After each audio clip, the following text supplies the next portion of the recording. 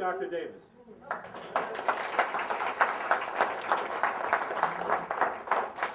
I appreciate the kind words, Marty. So let me just start out by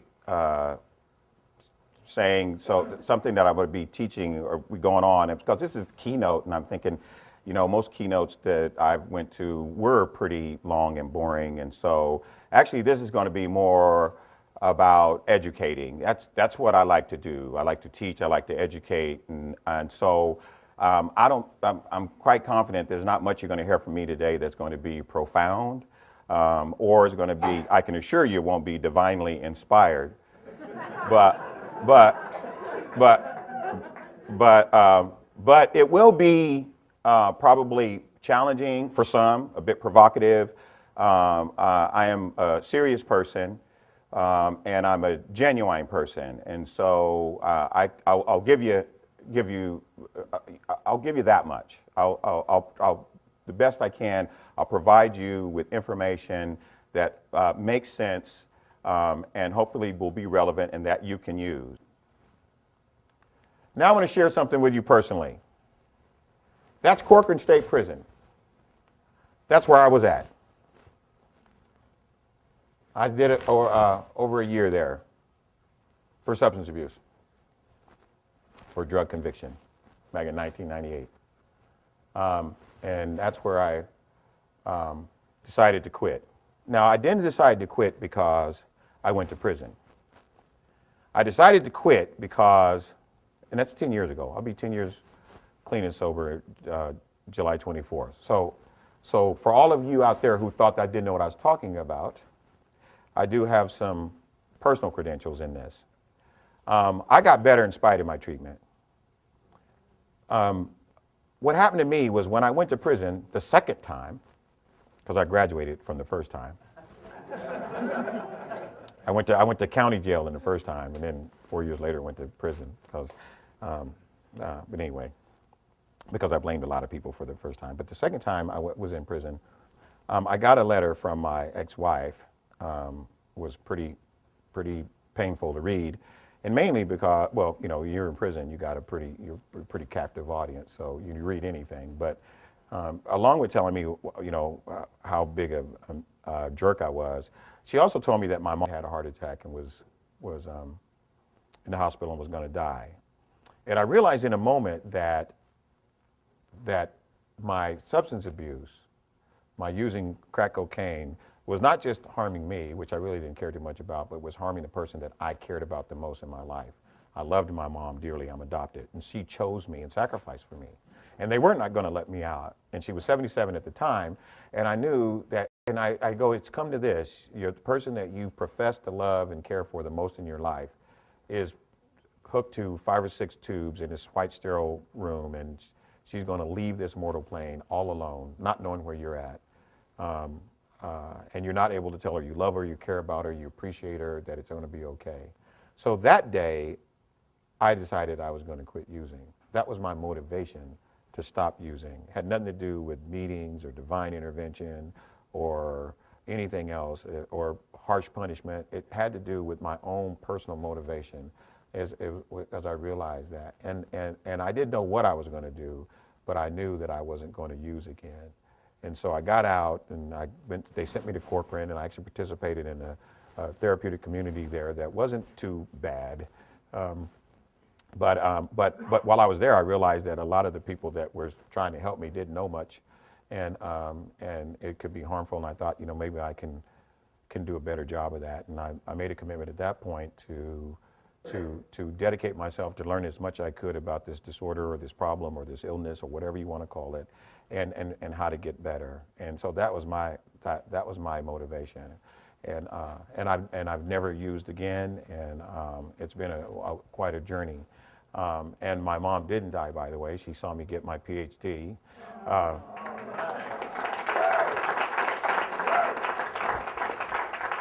remember when I said that date, I decided to quit. I said, for the rest of my life, regardless of what happens to mom or not, I'm going to live my life in a way that will make her proud of me. And that had to do with values. That didn't have anything to do with anything else. And she saw me walk across the stage and get my PhD in June of 2005, I guess. And she was quite happy and proud. So, but here, let me just say up front, what my big thing is that that in the industry right now, at least through the federal government, because there's these, because treatment now is becoming vogue again. But there's accountability is now a big thing. There's increasingly, because of our economy and taxes and people in general having a difficult time making their ends meet, there more and more the government is saying that not for themselves, but for the people who are spending the money down at the grassroots, that there needs to be more accountability. And so, and there needs to be reliable studies to show that treatment interventions for alcohol and drug clients are truly effective. We've been saying for years that treatment works. But actually, that's a misnomer, because the truth is treatment works for some, but not for most. But the industry is really in denial about it. Whenever you see people celebrate substance abuse treatment, you always go to these big, huge celebrations, which are really nice, or you'll go to some meeting and they'll trot out some really heart-rending, anecdotal story that somebody who's kind of recovered from substance abuse, they made it back and they lost and got their children back, and those are wonderful. And they go, see, treatment works. Look at this wonderful story. The problem is that they don't show you the 8 or 9 other people that were in treatment with this individual that it didn't work for, that for some reason their life didn't improve.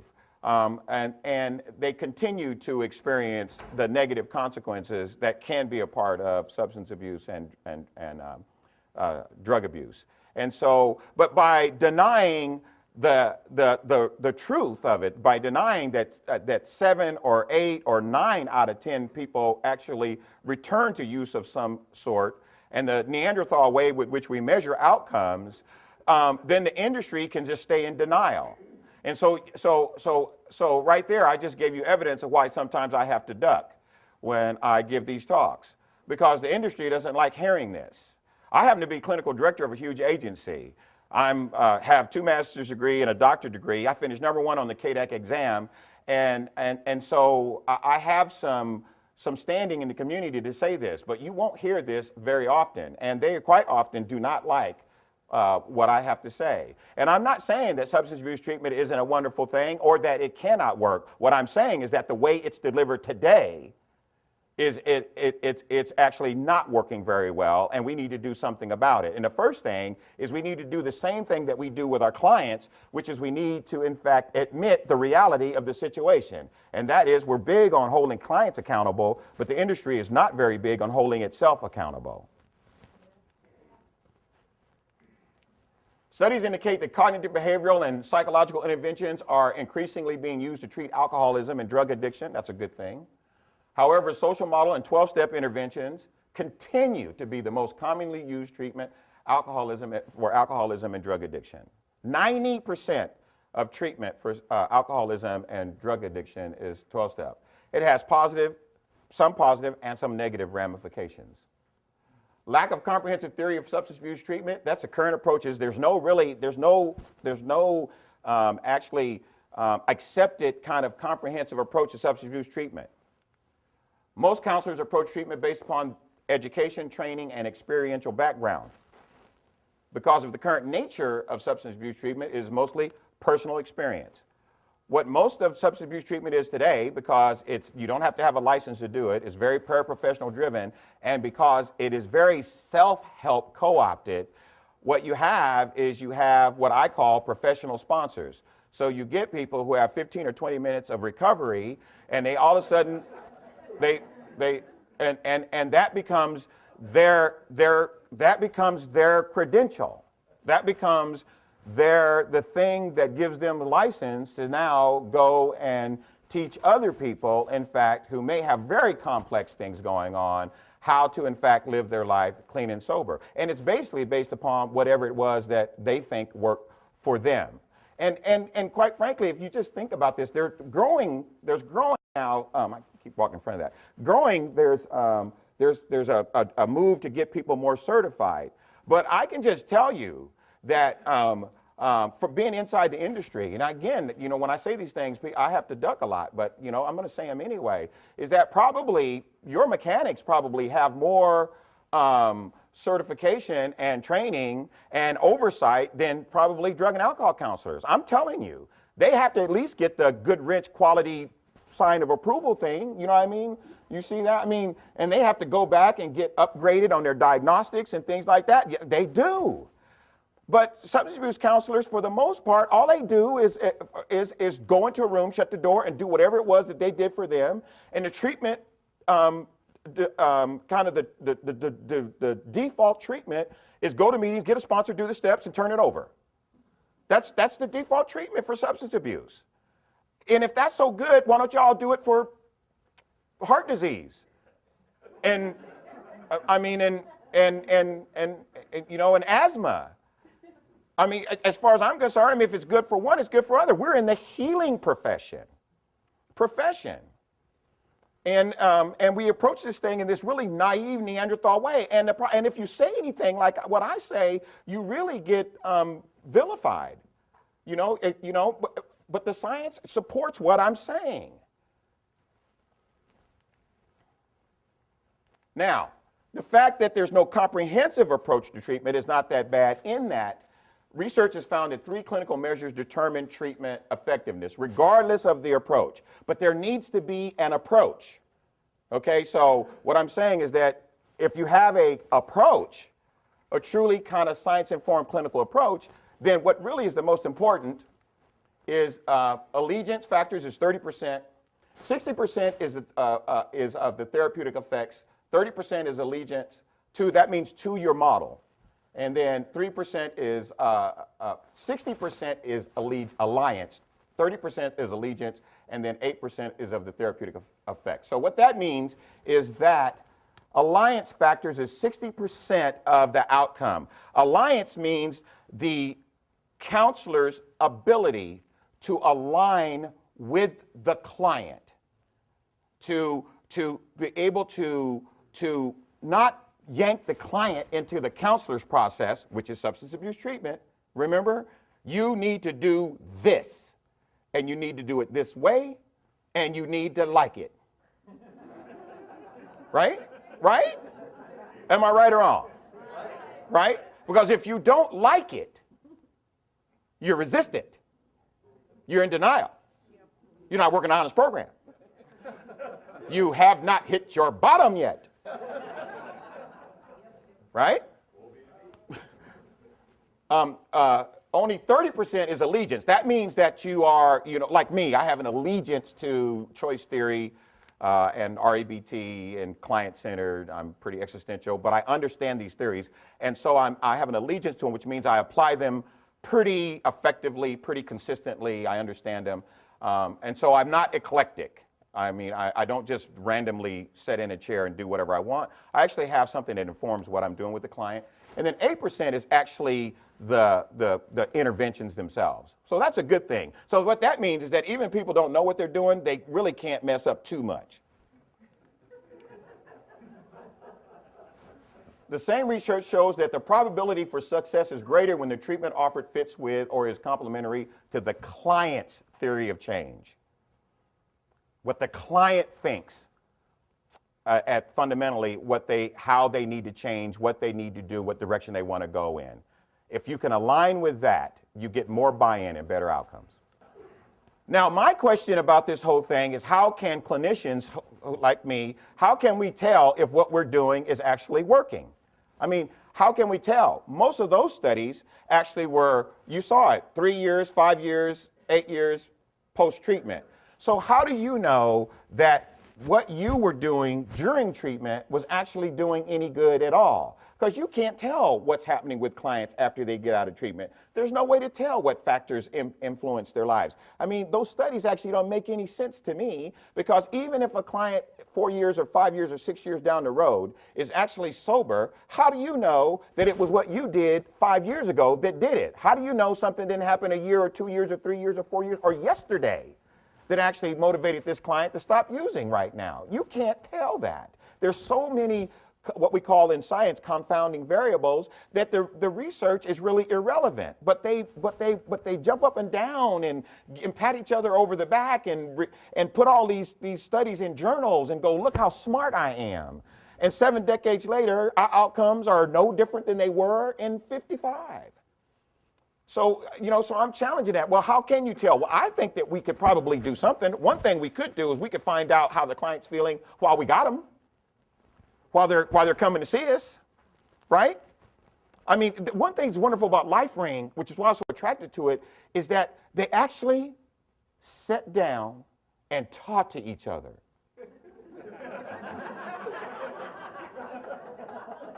Huh? Novel. I mean, because we know most of the other organizations, you actually get punished for talking. What is it? No crosstalk. You better not say a word. Don't ask a question. Just be grateful.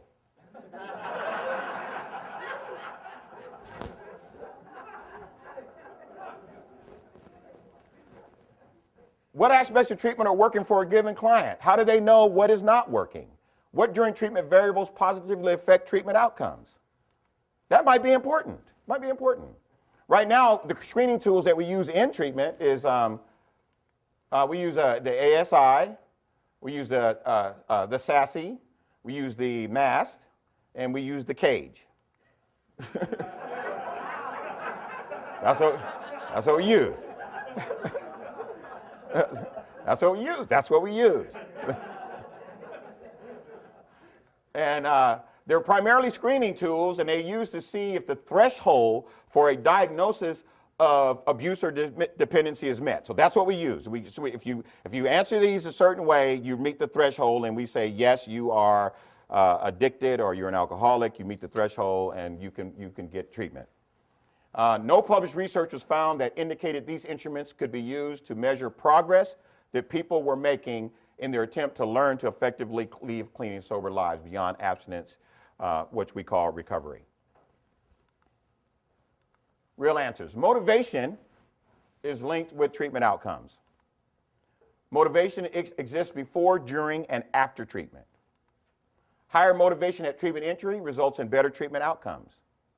Higher motivation at treatment entry, not higher fear. That's different. Do you understand? Not higher fear. The fear that you're going to hurt me if I don't go to this treatment. Higher motivation. Motivation for something different. Severity of substance use relates to increased motivation. If substance use has become painful enough for some individuals, they do have increased motivation to change. But again, it's the substance use that is causing the motivation, not the referring party. You understand? It's a difference between my substance use and me realizing that this is really a problem for me versus you telling me that my substance use is a problem and you want me to quit. 5 stages of change. That's just a way you can measure motivation: pre-contemplation, contemplation, action, preparation, action, and maintenance. And here's a good one. Most effective treatment is the one clients like the most. So let me just ask you informed individuals here. Where's the best place to have a heart attack? Imagine that. So where do you think the best place to relapse would be? Huh? A little too rational, isn't it?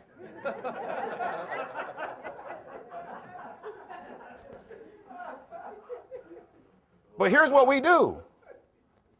We kick you out. Yeah. I had one of my clients, when I first came to Strategies for Change, I came in with a whole different philosophy than what they were used to. I had people lose their minds, quit, the whole 9 yards. And I was sitting in my office, and I had one of my counselors, good counselor too, come down, run down to my office. Dr. Davis. Yeah. So-and-so relapsed. Mad. like angry. I go, okay, what are we going to do about it? I said, help him? And she looked at me like, I go, yeah, we're going to help him. That's what we do here. We help people who struggle with substance abuse. So that's what I want you to do. I want you to go back and help her. Okay? And I confused her. She just turned around, walked off like, you know, what just happened?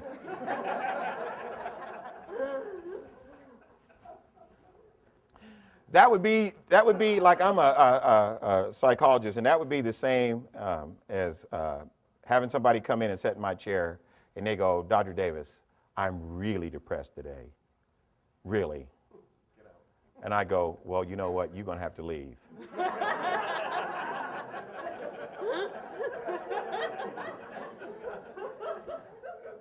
You are too depressed for me.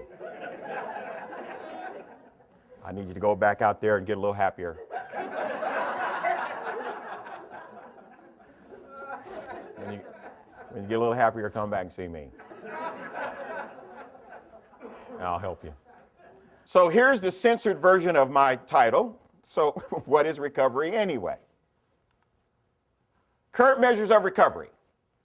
Incorporation of mandated self-help programming in the form of treatment has led recovery to primarily be measured by abstinence, compliance, and meeting attendance. That's what recovery is. If you ask anybody, I'm in the industry, I'm telling you, if you are in recovery, you are not using, you're going to meetings, and you're doing what you're told. That is the measure. Because I know because I every day, I hear people. I talk to them. I have a huge agency. And they come in the hallway. And most of them come in, they are mandated to go to 90 meetings in 90 days, and I'll do a whole bunch of other stuff. They're really threatened and things like that. And I'm not saying that going to meetings is not a good thing. LifeRing's a meeting. But what I'm saying is that forcing people to go to things that may and may not align with their personal beliefs is not treatment. But I hear them in the hallway, and they go, and they'll be saying, say, how's your recovery going? Oh, good. Really? Yeah. Went to 5 meetings this week. And so I'm thinking, oh, that must be recovery then, right? Right? And I'm thinking, wow. Is that really what recovery is? While the measures may contribute to the overall picture, they do not give us, and here's the thing, they do not give us information about the actual subjectively experienced improvement of clients' lives, their motivation for long-term behavior change. It doesn't tell us anything. Even abstinence doesn't tell us anything. You understand that? Abstinence doesn't tell you anything. You know what abstinence tells you? It tells you it's been a long time since somebody had a drink. So that's all it tells you. It does not tell you factually anything else. Listen to it. I've been abstinent for 6 months. What else do you know? What else do you know? Do you know if I'm happy? Do I have good relationships? Am I healthy? Do I feel good about myself? Am I motivated? Am I miserable? Am I depressed? Am I insecure? It doesn't tell you anything else. Nothing. Just says that for whatever reason, I haven't had a drink or used drugs for that long a period of time. Defined. And Carter defines recovery as gaining back something lost or taken away. That makes more sense to me. Right? You're recovering. Just think about that. We are recovering. That's what it's called, recovering. To take back something lost or stolen. Applied to substance abuse treatment, what people recover from Dr. Davis's perspective is the quality of their life. Because that's what they lost for most of them. And that means something subjectively to every individual. It is what motivates them to stay sober after they've dealt with it. Because if people are able to remain clean and sober for extended periods of time, it's going to be the hardest thing they ever did anyway. There's a push-pull model recovery by Dr. Robert Helgo. He's actually the executive director at Hazleton. And he says that people are pushing to recovery by negative consequences, which is actually true. Most of the time, most people don't just wake up and say, I think I'm going to go in and get me some recovery today. Right? I think I'm going to stop doing that thing that I've really enjoyed doing for the last 15, 20 years. Right? Most people are pushed into treatment. but they are pulled to stay in recovery by the benefits of recovery. By the benefits of recovery. It is assumed that if people stop using drugs and or alcohol, that magically their lives will improve and they will feel better. And quite frankly, the evidence doesn't support that.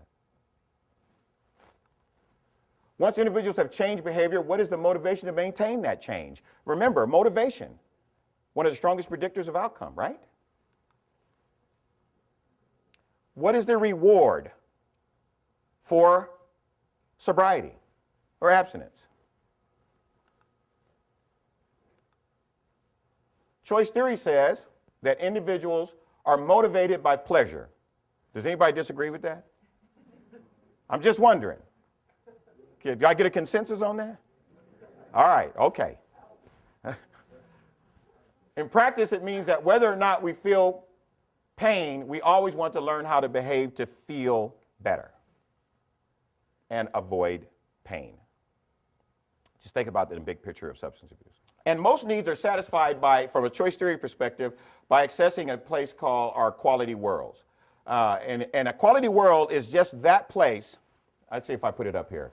I did. I'm pretty thorough. Our quality world are things stored throughout our lives that have been effective at making us feel better, even if they may also have negative consequences. So here's the thing to think about this, you guys. Just for a minute, let go of how you may have conceptualized substance abuse and conceptualize it this way. There's this place, anything that you do is motivated behavior, just unless it's like, blinking or, things like that. And here's what we do. Throughout our lives, from the time we're born throughout, we, in fact, try to get our needs met. And those things that meet our needs, that make us feel better, regardless of the morality of them, that comes later, but if they are effective, we then record them in this place that Glasser calls our quality world. It's kind of this virtual place in your mind where you have images. And they go in there. Why do they go in there? They go in there because they work so that when we feel that way again, we can access them again. And things that go in there, like for most babies, the first thing that goes in there is their mother's breast and milk. But the things that go in there, and there's a lot of things that go in there, certain foods. If I asked you all, what's your favorite food if you get hungry?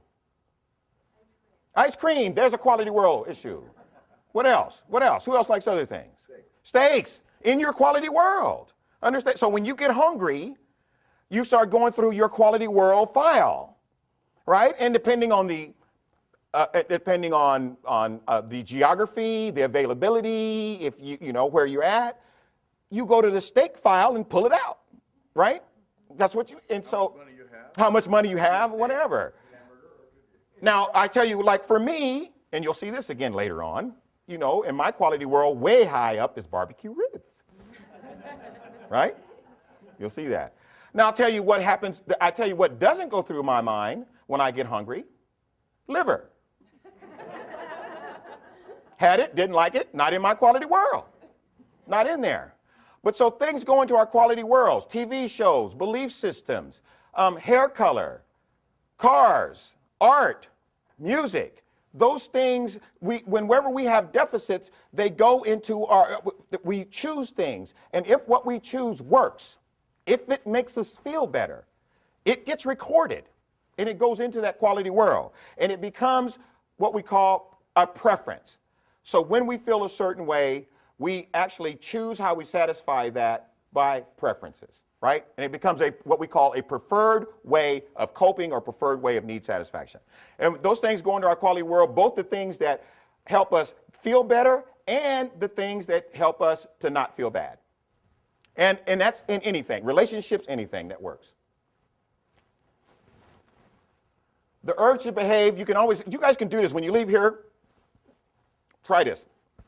Anytime you feel frustrated, do a little self-eval and ask yourself, what is it that I want or expect that I'm not getting? Because I guarantee you 99.9% of the time, that's going to be why you're feeling frustrated or sad or anxious or anything else. It's going to be because there is a disparity between what you want or expect and what you actually are experiencing. And that causes an urge to behave. It just means I need to do something to address this, to feel better. Application to substance abuse treatment, or just substance abuse in general. I did this for treatment because I do a lot of forms, but I understand that a lot of times, this is LifeRing, and a lot of this is self-help driven, so just your own personal recovery. Clients need to feel that what they are doing in treatment or in their sobriety, in their sober lives, is acceptable and adequately satisfying their needs. If not, decreased satisfaction and motivation leads to the reduction of wanted treatment or abstinence behaviors. Here's what that means, is sobriety has to be rewarding. That's all I'm saying. Isn't that just a novel idea? Right? Just think about it. Sobriety. Both treatment needs, if I'm in treatment, I need to feel that my treatment is actually resulting in me feeling better, that I feel better, and that sobriety is feeling better. Because if it doesn't, decreased satisfaction and motivation leads to me quitting, or what they call demonstrating resistance. If what you're telling me to do in treatment is not, I don't feel is working for me, then obviously at that point I'm going to experience that not as neutral, but as painful. And I love the LifeRing workbook, Recovery by Choice. Oh, I saw that at the conference when Marty was there, and I almost cried. I was like, imagine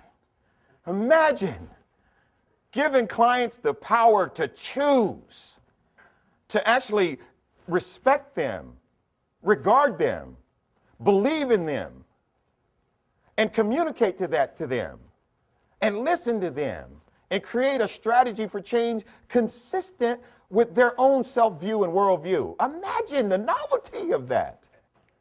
Quality of life.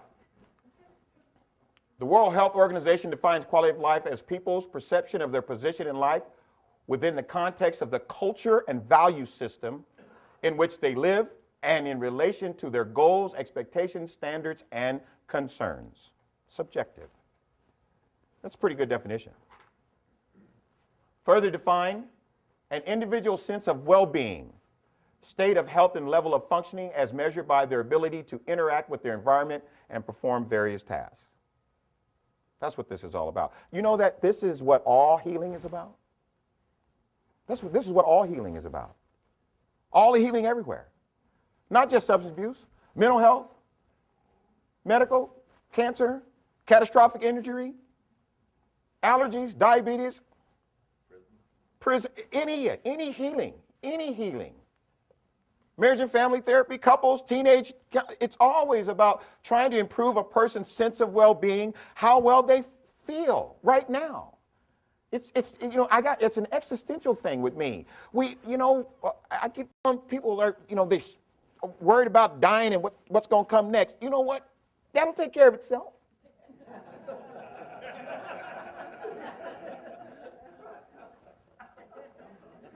It's the living part. It's the living part that's the hard work, right? And we need to be focused on this part. This is what we got. We got this wonderful, looks like eye blink in the history of all the continuum.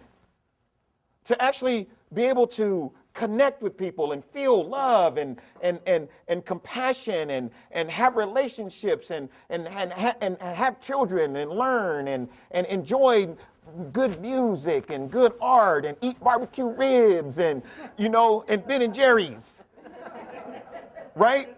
And so we should be about helping people learn how to improve the quality of their lives, to get their needs met, to get along with each other. For this eye blink that we're here, and quit beating people over the head with our own, morality police. You're a bad person. Quality of life measures are like the client's appraisal of conditions as it affects his or her quality of life, derived from psychosocial perspective on family, life, and well-being. There's also health-related ones that function, that we actually measure the functional status of individuals relates to perception of illness and the appropriate intervention.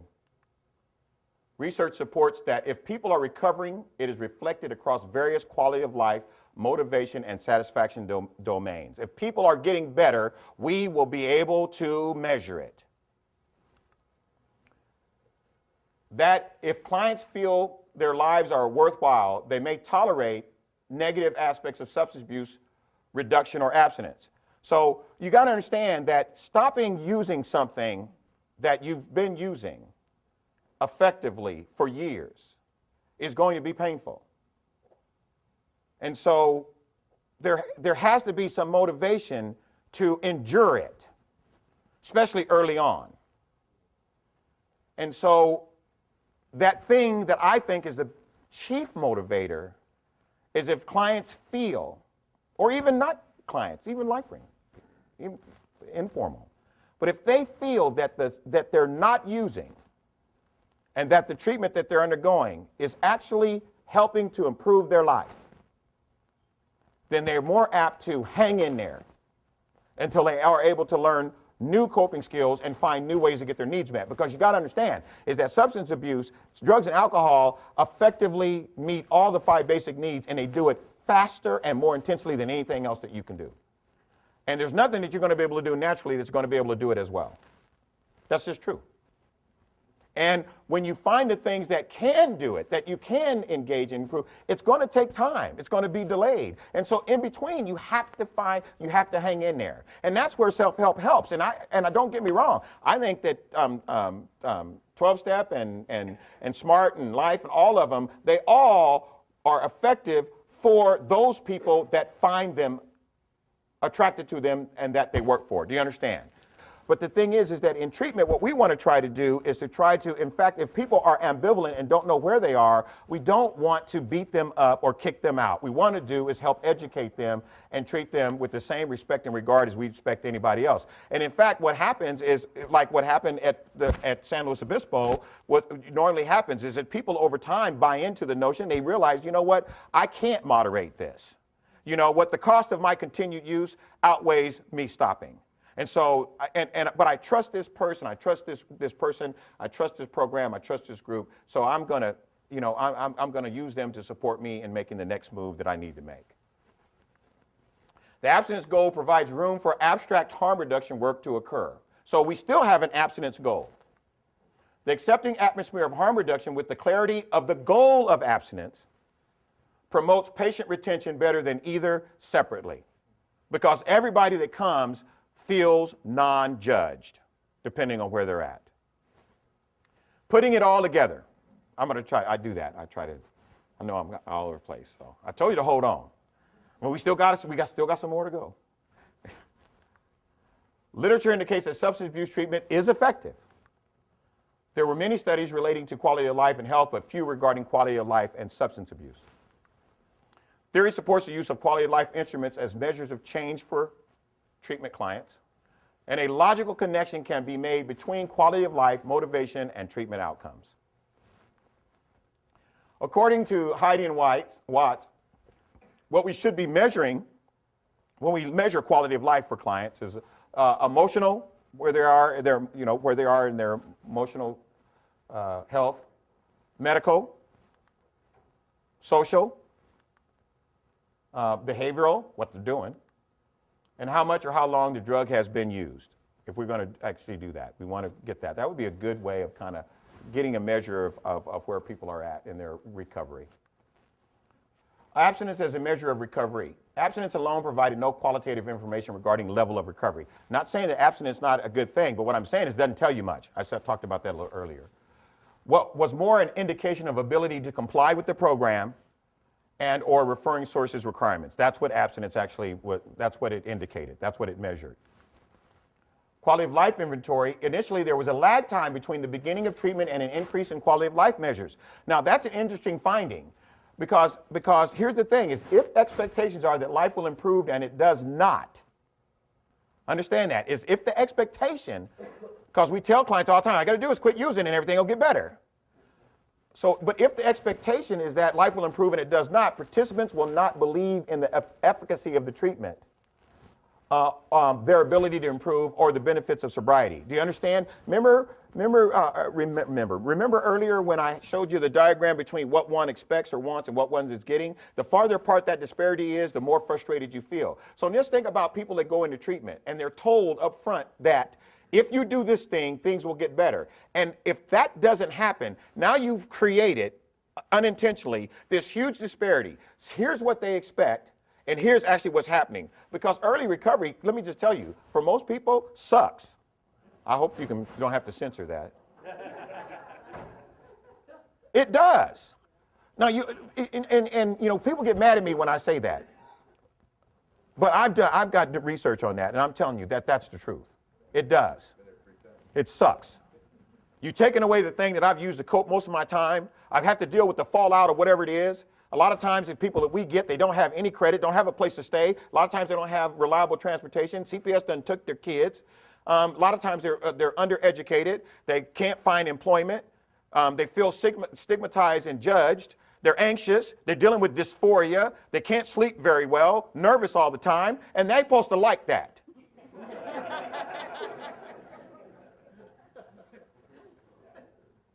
You understand? And so we need to explain at my agency, you know what we do? We do something really, really controversial at our agency. We tell them the truth. We tell them, you know what? Early recovery sucks. So how you're feeling? Pretty normal. But if you hang in there, we'll help you get better. It's going to take hard work, commitment, determination, but you're not powerless. And we're pretty good here at helping you figure out how to get your needs met in a clean and sober way. So if you are willing to put in the effort, we're willing to hang in there with you until we can help you do that. And we're quite proactive at addressing all areas of clients' lives. And that's a novel idea. Why this matters to you? Because it can be a way to measure your own recovery. I'm talking to the LifeRing now. You can use quality of life and the 5 basic needs of choice theory as a map to guide your own recovery, focus, and behaviors. This is for the LifeRing people. I mean, you got a great book in Recovery by Choice, but start thinking of your own recovery in terms of quality of life. And that's not just recovery from substance abuse. That can be recovery from dieting, recovery from divorce, recovery from depression, recovery, because they all respond to the same thing. Substance abuse isn't this mutation that you take out of DSM-4 and the default intervention is divine. You know what I mean? It's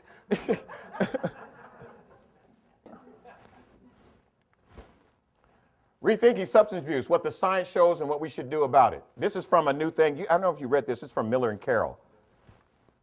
Drug use is chosen behavior. Number 1 principle. Drug use is chosen behavior.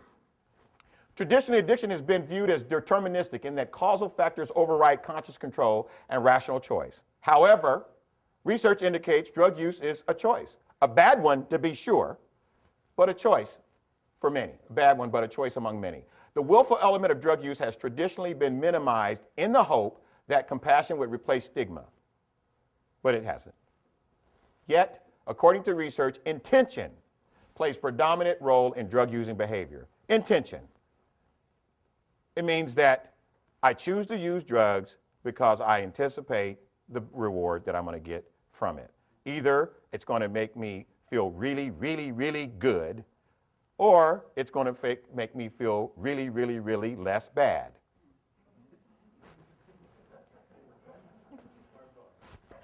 The treatment implication here is to treat the client as an active participant, a responsible agent.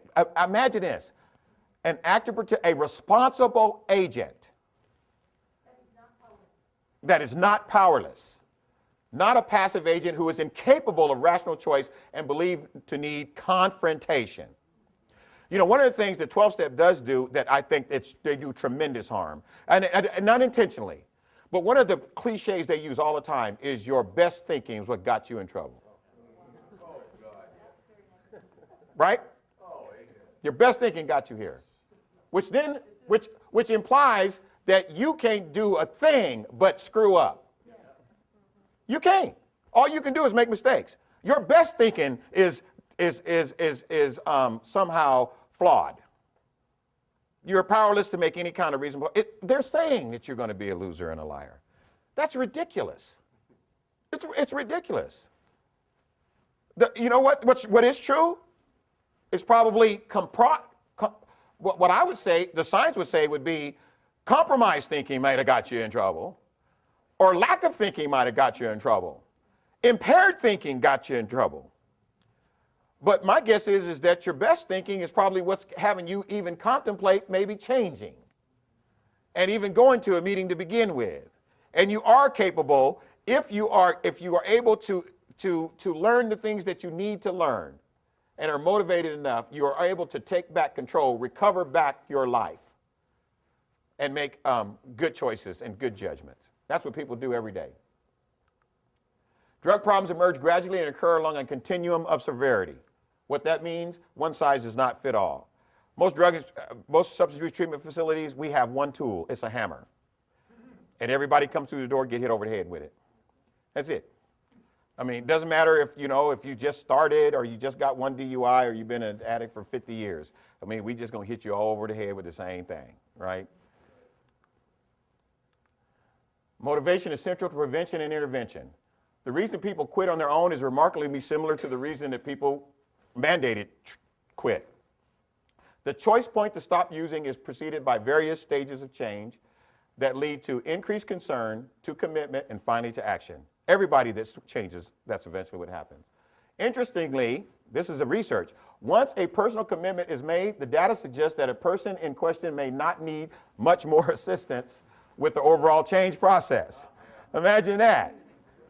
Because I think, quite frankly, because of the way LifeRing is created, because it's so non-judgmental, it's so participatory, it's so flexible, and so that I think that once a person decides to quit, that actually, quite frankly, I'm going to say this out loud so the public can see it. I would be more comfortable referring them to a LifeRing meeting than a lot of formal treatment facilities, because I know that if they go to LifeRing, that they will not be judged, and they will be able to talk, and they will be empowered, and they will be supported in what they're doing versus being harshly confronted and punished. And that's the thing that scares me the most. Rethinking substance abuse. Drug problems do not occur in isolation, but as part of a behavioral cluster. All this means is that for the longest, they treated drug abuse as exclusive, like it was happening outside of everything else that happens in a person's life. They called it primary, right? And so you have to get your drug use treated first before before you could get anything else treated in most substance abuse treatment facilities. So it doesn't matter that you're using drugs because your life's a mess. I'm going to get you to stop first, even though your life is a mess. And so what the science says is that for many clients, stopping drug use is not a high priority when other life problems are consistently prevalent. Treatment needs to determine which of the issues is causing the most problems and direct interventions accordingly. It just does. I mean, we need to find out what's going on in these people's lives. Maybe if we help them address other issues that are going on with them, either relationship issues or mental health issues or even just environmental issues, maybe then they would be more motivated and more open to and not so afraid to stop. I mean, if you're going to take away the only thing that I feel is useful in me avoiding the pain of my reality, then I'm not going to be very motivated to stop doing that if you don't have something to replace it with. Relationship matters. Here's a big one. The relationship between you and your client matters. Even if the same treatment is applied to a sample of clients, some clients do better, not because of the applied treatment, but because of the counselor. The counselor who is warm and empathetic generally will achieve better results. What clearly makes for worse outcomes are high caseloads and a counselor who resorts to general confrontational style. That's what the research says. So basically, confronting your clients day after day doesn't work, so stop it. You hear me? Stop it.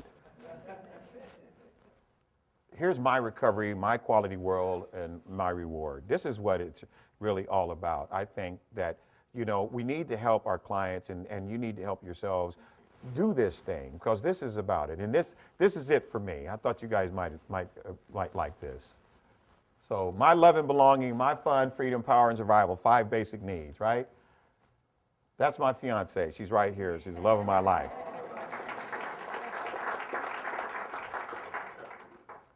That's barbecue ribs.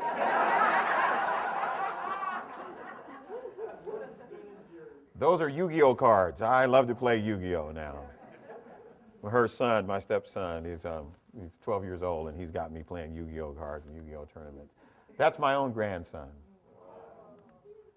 That's my PhD. That's my daughter, who we're good friends again now. That's my best friend. That's Ben and Jerry's peach cobbler. That's LifeRing. That is my step family. That's my car. I love my car. That was my claim to fame. That is the 2006 350Z, and it says Doc BJ on the license plate. You can't tell what that is, but you know what that is? What is that? Mall. That's the mall. That's Arden Fair Mall, because I love to look good these days. And so when I'm feeling a little bit depressed, no, I'm not a shopaholic, but I'll go down to the mall. And you know why? Because for me, when I was in prison, you're behind bars and you can't do what you want to do. And I remember when I started creating the vision of my future, my sober life, one of the things I said I wanted to do is I wanted to go into a mall, a free man, and buy some free pants and put them in a free bag and walk down the free mall with my bag and experience the freedom of being able to make my own choices. So that's part of my quality world. House of Blues, I'm a blues man. And that is my big screen TV. And my fiance will tell you that's part of my quality world, boy. 1080p, full HD. And of course,